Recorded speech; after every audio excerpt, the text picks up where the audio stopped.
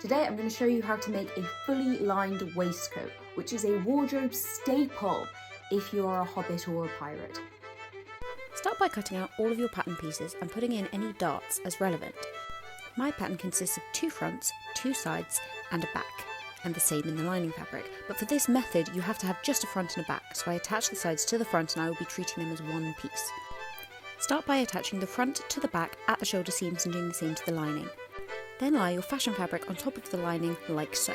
The next step is to sew up along where the buttons will be, around the neckline and down the other side where the buttonholes will be. You also need to sew in the armholes as shown here.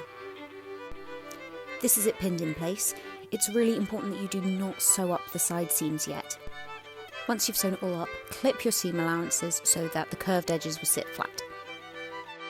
Part 2 of how to make a waistcoat. Now you want to turn it right sides out and give it a nice steamy press to make the corners nice and sharp. Unfortunately my iron leaked all over it.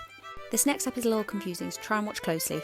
Make it into a waistcoat and then at the sides you should have 4 layers of fabric. Pin the middle 2 layers together, matching the underarm seam. I'll show you a bit more closely. Middle 2 layers, pin them together, match the underarm seam. Then continue feeling along and pin together the outside 2. And you're going to sew all the way along this long stretch here. This is a good time to try it on, check you're happy with the fit. To sew up the bottom, we're going to turn it inside out and make sure that the straps are tucked away from the edge. We're going to sew all the way along this bottom, making sure that we leave a little gap in the middle so we can pull it back right way out again. Just like you can see me doing here. Sew up the little hole by hand and then insert the fastening of your choice. I'm using these beautiful gold buttons.